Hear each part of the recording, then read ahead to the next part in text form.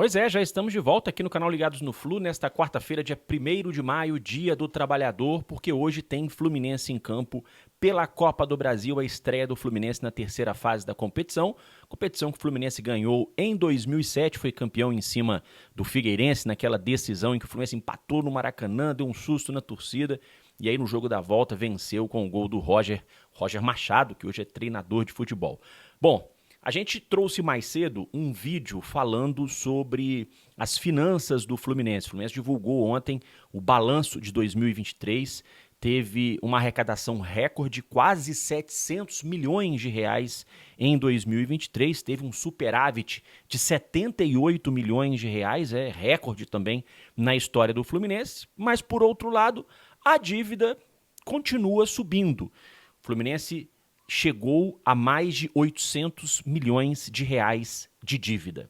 São os números que a gente trouxe no vídeo anterior. Estou deixando o card aqui para você acompanhar esse vídeo. O balanço foi divulgado pelo Fluminense ontem, gente. Era o último dia para que os clubes brasileiros fizessem a divulgação dos seus balanços financeiros de 2023. E nesse vídeo eu trouxe também uma entrevista que o presidente Mário Bittencourt deu no início desse ano, falando exatamente sobre essa situação da dívida, de como o Fluminense estava cuidando da dívida. Então, eu aconselho você a assistir esse vídeo, que é muito importante você ficar por dentro também das finanças do Fluminense, porque, afinal de contas, a gente está falando do futuro do nosso clube. Mas esse é um outro vídeo que você pode acessar aqui no canal Ligados no Flu para acompanhar as informações sobre o balanço do Fluminense de 2023. Vamos falar agora sobre a Copa do Brasil. Antes, pedir a você que acompanha aqui o canal, que gosta do nosso trabalho, que não está inscrito ainda, para fazer a sua inscrição, porque é muito importante, gente, porque assim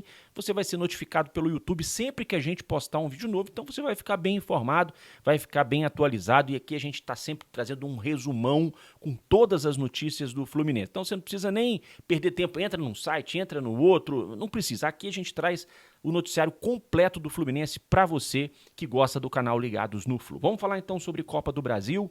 Nesta quarta-feira, 4 da tarde, horário ruim para uma quarta-feira, né? 4 da tarde, jogo de sábado, domingo, 4 da tarde nesta quarta-feira, mas é feriado nacional para muita gente, né? Porque tem muita gente que trabalha. Eu estou aqui trabalhando, tem muita gente que trabalha também. E o Fluminense jogando lá no Kleber Andrade, em Cariacica, volta a Cariacica. O Espírito Santo é um estado com um grande número de torcedores tricolores. Esse ano, no início do ano, eu estive no Espírito Santo, passei por Iriri, também estive em Ubu.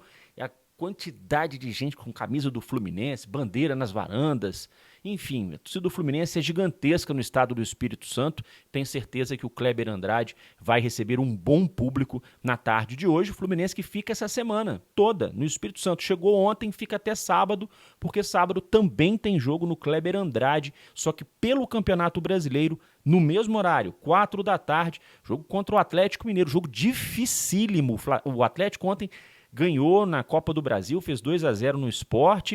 Primeiro tempo do Atlético, eu vi acompanhei até os 30 e poucos minutos do primeiro tempo. O Atlético amassou o Sport. Jogo difícil, hein, gente? O Gustavo Scarpa tá jogando muito. O Fluminense vai ter muita dificuldade no próximo sábado. Mas até lá ainda faltam alguns dias. Vamos falar sobre o que interessa, que é hoje o jogo contra o Sampaio Corrêa. 9 jogadores de desfalque que o Fluminense tem. 9 atletas não viajaram com a delegação lá para Vitória. Zagueiros Marlon e Thiago Santos, o atacante Lelê, volante Gabriel Pires, volante André, atacante Keno e também o Samuel Xavier. Samuel Xavier, que a gente trouxe a informação ontem de que fraturou o pé, vai ficar um bom tempo afastado. Jogadores, gente, que você pode esquecer assim, uns 2, 3 meses sem jogar. Samuel, André, o Lelê talvez só no final do ano. A situação do Keno pode ser que em breve ele volte a jogar. Gabriel Pires, a gente não tem nem informação, já tem um tempo que o Fluminense não divulga nenhuma notícia, nenhuma atualização sobre Gabriel Pires.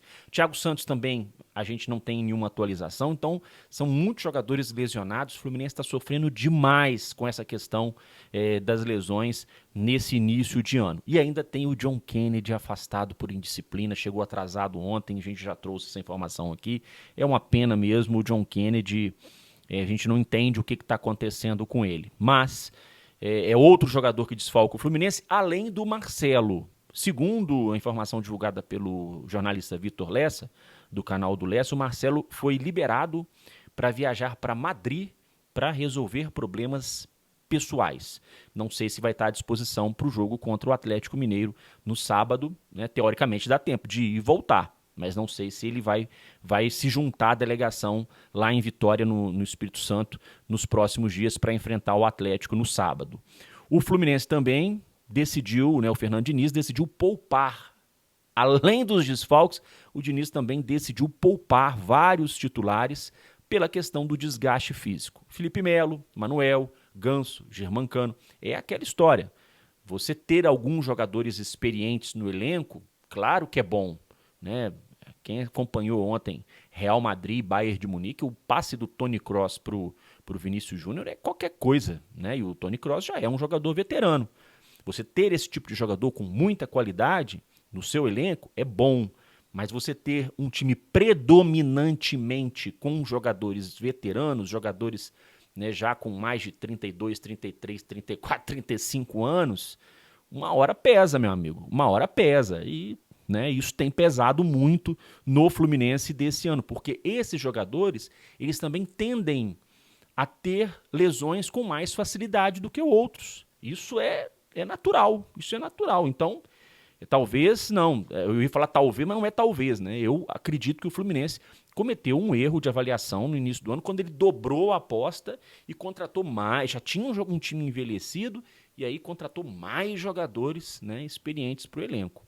Então, eu acho que foi um equívoco essa avaliação feita no início do ano ao trazer, né, reforços, porque trouxe o Lucumi, que é um jogador jovem, mas não joga.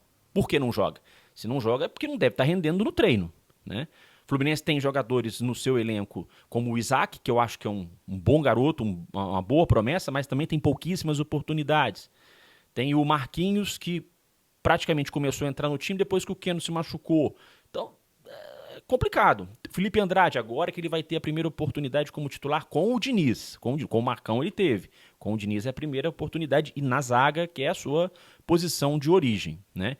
O Felipe Andrade, então, é uma das novidades desse Fluminense para hoje, na zaga. O Marquinhos deve ser improvisado de lateral direito, e aí, se isso realmente se confirmar, eu acho que é uma pena, porque você tira o melhor do jogador, que é ele jogando no ataque, para improvisar de lateral direito, né? Lembrando que a gente não vai ter o Samuel Xavier por um bom tempo, o reserva dele é o Guga, que não vem bem. E o Fluminense teria na base, por exemplo, o Johnny, que acabou de emprestar para o Curitiba, e aí tem que improvisar o Marquinhos de lateral direito.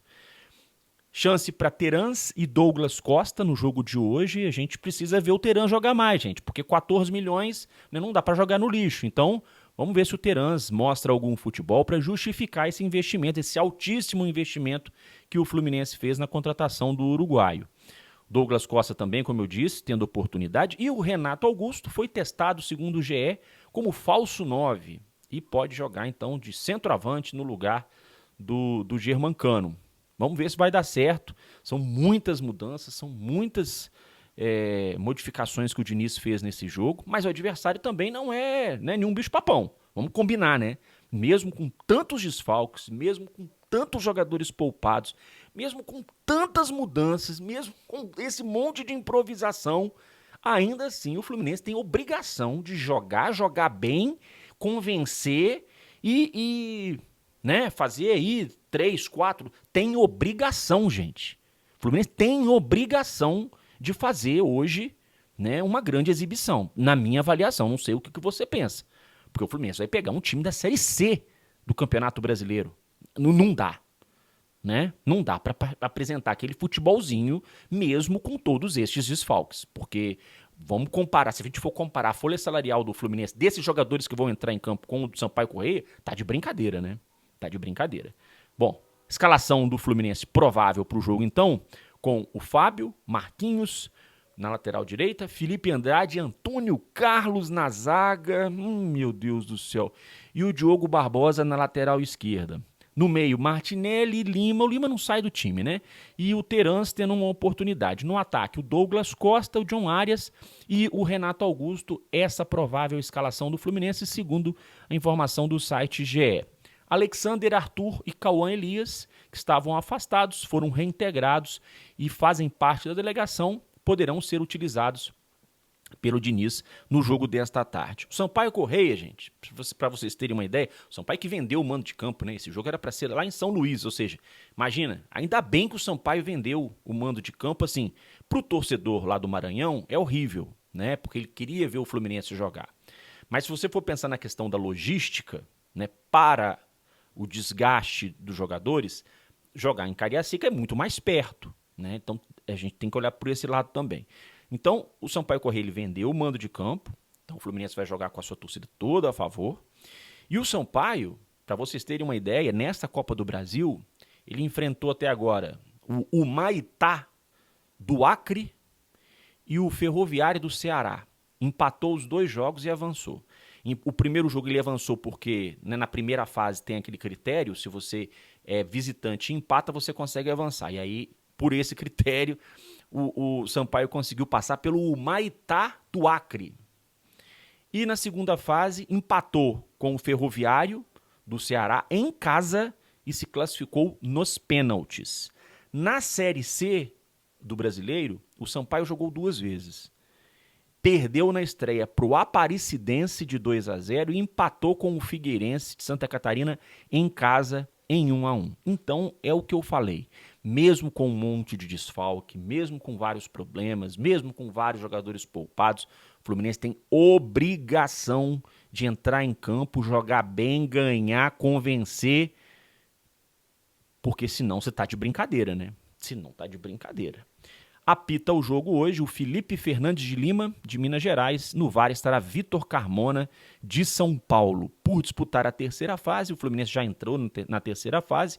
Ele recebe R$2.200.000 da CBF. Se passar para as oitavas de final, tem obrigação de passar, recebe mais R$3.400.000 de premiação.